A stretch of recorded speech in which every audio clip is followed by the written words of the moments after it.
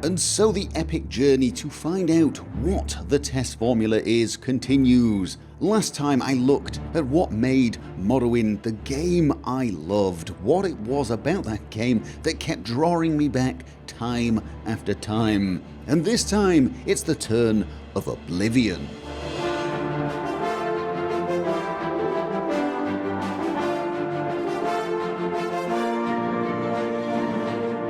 I am going to admit that I had a massive pang of nostalgia as I reinstalled Oblivion and started a new game just to get footage for this video. I really get this massive urge to replay this game.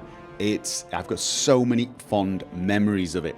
So let's talk about those memories. Let's talk about the things I remember about playing Oblivion. Number one is yet again the world. The world of Oblivion is just, it's a place that makes me want to explore. I still remember, and it's not even remember, even when getting the footage for this video, when I exited the prison sewers and just looked out onto the world, my first instinct was to just run off in a random direction. You can immediately see little ruins, little things you want to go and check out. There's a giant city behind you that is incredible, but there are so many other places. And I feel like a cat that's had 3,000 balls of wool thrown at him. I just don't know what to do first. The land itself is far more lush, vibrant and familiar than the land in Morrowind. It's not as alien, and I have to say, if I was to choose either of them, I'd say Morrowind probably beat it on just sheer personality. The Morrowind land had personality, but then it had places that were just not possible in our world, whereas in Oblivion you kind of felt like everything could exist somewhere in the real world. Obviously not the plains of Oblivion. I'll not say anything more about that in case you haven't played the game, and if that's true, go off and play the game. It is well worth it. Personal preferences aside, the world in Oblivion is great. Trying to figure out which is the best is sort of like trying to decide which series of Star Trek is your favourite. Just because you happen to like Deep Space Nine doesn't necessarily mean you don't like The Next Generation. It's just, both are great, you just have a preference. Once again, they had this great character system that gave you a lot of freedom. Pretty much the same freedom as you had in Morrowind, to be honest. You could play whatever sort of character you wanted, but you could sort of change your mind halfway through as well. You could roll with the punches, adapt with the times, and change your story on the fly, which was great. This kind of freedom is something you're going to notice me talking about more and more. And again, the spells, potions, the enchanting, all there straight from Morrowind. Pretty much identical in most ways, a few tweaks here and there. You could no longer levitate. There was no levitate spell, which some people missed, but I kind of understood why they took it out. It was open to a lot of abuse. There was no mark and recall spell, but then there was now this new fast travel feature that quite a lot of people rather liked. Not my cup of tea, to be honest, but then I really wasn't sad to see mark and recall disappear either. And then there's the music. The music was yet again phenomenal. It wasn't as haunting or as mellow as the music in Morrowind, but then the land wasn't as haunting, so it matched the game far better. It had a far more awesome, impressive sound to it, and this seems reasonable because you start very close to the Imperial City, the center of the Empire. The main theme music is incredible, and it's one of those tunes that the instant I hear, I know which game it's from. There are some games where the music is so recognizable, you can hear it for about 3 seconds, and immediately you can picture The loading screen, you can picture the main menu. It just immediately brings that picture to your mind, and probably a massive nostalgia pang and an urge to go off and play. And at the risk of sounding like I'm pretty much repeating the Morrowind video, and in some ways I might as well be, the factions. There are a lot of things you can join, a lot of guilds and organisations that you can become a part of, and indeed become the Grand Master or head of. There are slightly less joinable factions in Oblivion than in Morrowind, but there are easily enough to give you thousands of hours of things to do. Lots of potential for replayability because of all of these quests. Now, one thing that did change with Oblivion is the type of factions. The joinable factions in Morrowind were all factions that were, well, you could play honourably, believe it or not. Even the Thieves Guild had a kind of Robin Hood, rob from the rich, give to the poor vibe to them at times, and you could definitely play it that way. And the Assassins Guild, the Morag Tong, were an honourable group of assassins who operated quite openly, could present writs of execution to any guards that stopped them, and had guild houses that were known to all. Everything you could join felt like there was a potential to play it honourably. Oblivion broke that in a great fashion with the introduction of the Dark Brotherhood questline. Not only was the Dark Brotherhood questline one of the longest of the faction questlines, it was absolutely the best written in my opinion. I loved it. I thought it was a great quest, but it was also pretty damned dark. It was next to impossible to play as an honourable character. The Dark Brotherhood is a dark, bloody group who commit murder for money and pride and pleasure to some degree. This is a group of killers. They are not sanctioned by the law. They are an evil group, for want of a better word, and I loved that. It meant that you could do, well, it encouraged you to do very different playthroughs. And that, of course, was one of the powerful draws for Morrowind, the ability to do lots of different playthroughs and each time make a different story, making your own story.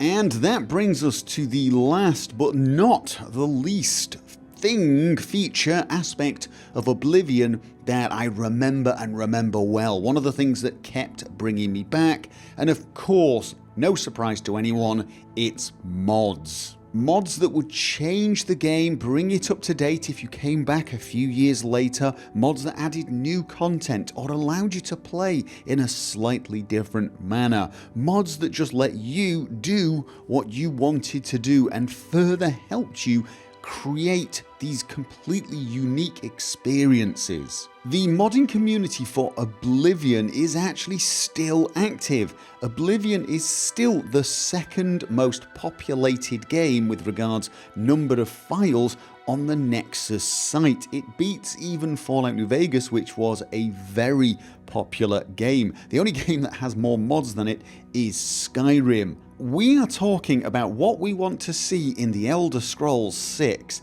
but the modding community for the Elder Scrolls 4 is still alive and well and producing some great looking mods. That is incredible. Now, most of you will have noticed most of the things I've talked about so far are pretty much identical to the things I talked about with Morrowind, and there's no coincidence there. However, there were a lot of other things that I loved about Oblivion, a lot of other ways in which Oblivion improved upon the Morrowind game. An example of this would be the graphics. The graphics in Oblivion were a marked improvement over Morrowind, and I did love that. Now, I am going to warn you that the footage you are looking at on screen is pure vanilla Oblivion. It is unmodded in any way.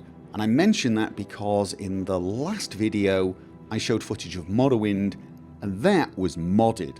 The reason I modded the Morrowind footage and have not modded the Oblivion footage you're seeing right now is simple. Morrowind did not support 1080p resolution, Oblivion did. I had to use a graphics overhaul mod just to get 1080p resolution. For Oblivion, I don't have to do it. So when you're looking at this footage, don't make a direct comparison with last week's video. Oblivion did look graphically a lot better than Morrowind. And of course, I liked this, but at the same time, this was to be expected. It was a later game, and this is just the natural evolution of games. The same is true for things like the models, especially of NPCs and the character himself. The faces were a lot less blocky, they looked a little more realistic. It was just an improvement over Morrowind, and of course, I liked that. I just don't feel it's anything to point a finger at and say, that's why I played Oblivion. Another great improvement in Oblivion was the inclusion of voice acting for NPCs. This made conversations feel a lot more alive, and it really did help bring character to the people you were interacting with. But of course, voice acting for NPCs had become pretty much a norm at that time. So once again, yet another great improvement, but just another step in the evolution of this series.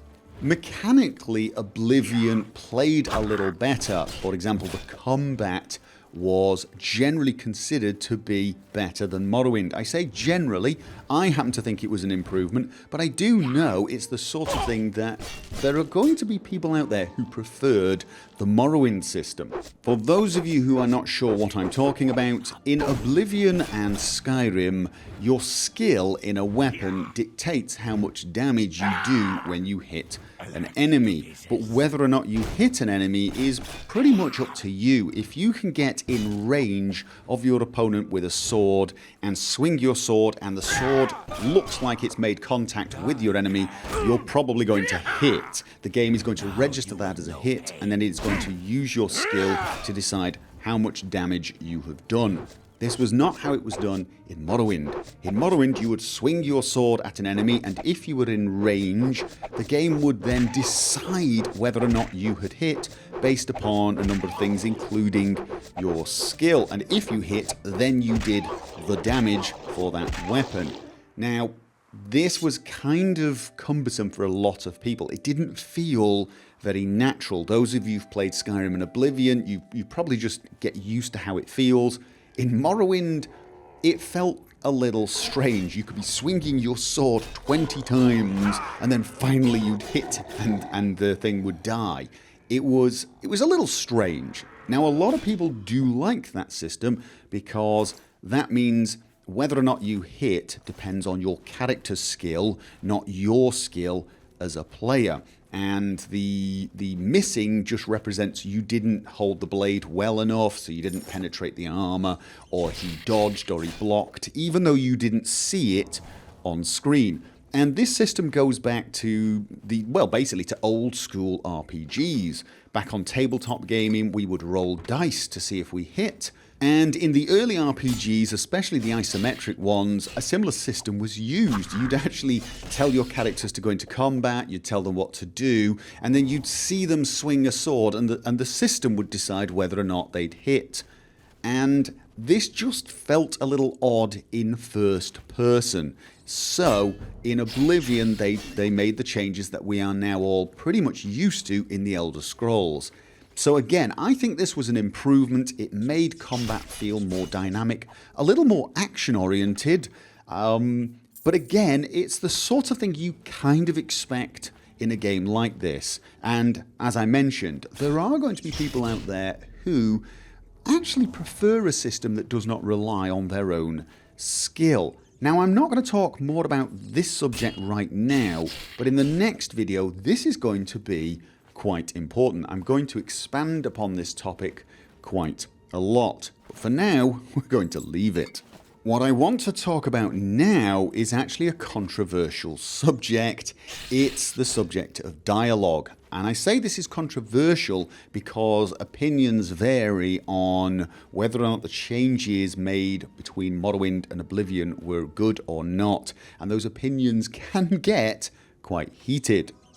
Now, I want to distinguish between dialogue and the dialogue system in these games. I want to distinguish the two because I think it's important to do so. When I'm talking about dialogue, I'm actually talking about the things that the NPCs and the player says, the writing, the words that they actually use to communicate with each other. And when I talk about the system, I'm talking about the interface, the way in which that dialogue is progressed by the player and the way in which the player receives information. You see, I think the dialogue in Morrowind in places was phenomenal. The writing was great, but at times the dialogue was also a little, well, I don't know what the words would be, but spammy. It was a little repetitive. You would find like 20 different NPCs giving you identical responses, and not just like one line of, you know, hail citizen or goodbye, but pretty much the same information. You would ask them about Balmoral and they would just give you the same information as the last 20 guys, and it was a little repetitive. But the main dialogue was great. It was really, really well written. However, when it comes to the dialogue system, I don't think Morrowind's system was very good at all. I do realise that's going to earn me some hate, but I did not like the way the dialogue was delivered. For those of you that don't know, what you would do is, well, you would read some text that the NPC had said, and there were certain words that were highlighted in purple. These were keywords. You would click on those words and the NPC would expand upon that. They would give you some more information. And at first glance, this system's kind of cool. It gives you a lot of opportunity to get a lot of information. However, there are some key weaknesses to this system. First of which is you don't actually pick sentences to say to the NPC. So you just pick a word and then you imagine what you're saying, which, you know, you can do. If your imagination is good, you will imagine what you are saying. But because many of the keywords were keywords that every NPC shared, but you didn't know whether or not that NPC had some unique spin on that particular word, so you felt obliged to actually click it anyway, just in case you didn't want to miss something. You ended up clicking every single solitary keyword anyway. It wasn't like you felt like there was a dialogue path and you'd steered the conversation in a direction. You kind of felt, well, to be honest with you, you felt more like you were giving the NPC a questionnaire or a spreadsheet, and he was filling in all the answers for you. Somebody else described it to me quite recently as it felt like you were reading a wiki with links, and it kind of does. You end up, because the conversations can be quite long and drawn out, you end up very quickly just hitting all of the key words as quickly as you can and not even reading the text, but looking at which new keywords appear, because that gives you more of a clue. And the keywords that appear actually are listed on the right hand side, so you can quickly identify which new ones have appeared. And if something appears that you've never seen before, you know you've had a conversation hit. And you end up having a conversation that feels more like a mini game. You feel more like, I'm just going to hit all these. Oh, there's a new link. I've not done that one. Let's click on that. And then you might read that bit of text and you might internalize that bit of text. But the 12 lines beforehand, you probably skipped because you know you can very quickly glance and say, no, that line I've read, that line I've read, that line the last 25 guards have told me. And very quickly, the conversation just becomes a fact-finding exercise. So, honestly, I think the dialogue system in Oblivion was superior because what it would do is it would give you some lines from the NPC, you would respond with some of your own lines, and then the conversation would continue. And that's what I want. I want a conversation. I want to feel like I've had a conversation with the NPC rather than, checked off a bunch of things on my spreadsheet. Now, I wish Oblivion had more dialogue options and perhaps more options to dig deep into things like local rumours and other information. But of course, once you're doing voice acting, I do appreciate that becomes a little harder. It's always easier to have massive amounts of dialogue when it's just text-based and you don't have to do the voice recordings. But overall, I think Oblivion's conversation system, the dialogue system, was actually a step in the right direction. So, there are the things I loved about Oblivion and the things that I think were improved in Oblivion from Morrowind. But I would like to draw your attention to the fact that all of the things that I loved about Oblivion, well, most of them, are things that I loved in Morrowind. The only real exception was the Dark Brotherhood quest, this new addition in Oblivion. For me, that was an important step. All of the other improvements I've spoken of, whether you agree with me or not as to whether they were improvements, for me, they were not the important features. These were things that I just think were part and parcel of a game being newer. Oblivion was a later game, therefore it had improvements that I almost expect, improvements that I would take for granted, and they're not the key things, because when it comes down to it, I could still go back and play Morrowind and absolutely love it in spite of some of the things it lacks that Oblivion had. Why? Because of the things I loved. And there is a remarkable similarity between those things and the things I loved about Oblivion. And of course, that goes back to my original point that Bethesda needs to go back and figure out what it was that drew us to all of their games. What are the features that are consistent across their games, the things that define them, and of course, therefore define the Elder Scrolls formula. However, next time we will not even be looking at an Elder Scrolls game. Instead, we will be looking to another franchise, a franchise that has been influenced by the Elder Scrolls and indeed has made its mark upon them in return. That's right, next week I'm going to answer the question, what is it I loved about Fallout 3? This is the 27th of Last Seed, the year of Akatosh 433. These are the closing days of the Third Era and the final hours of my life.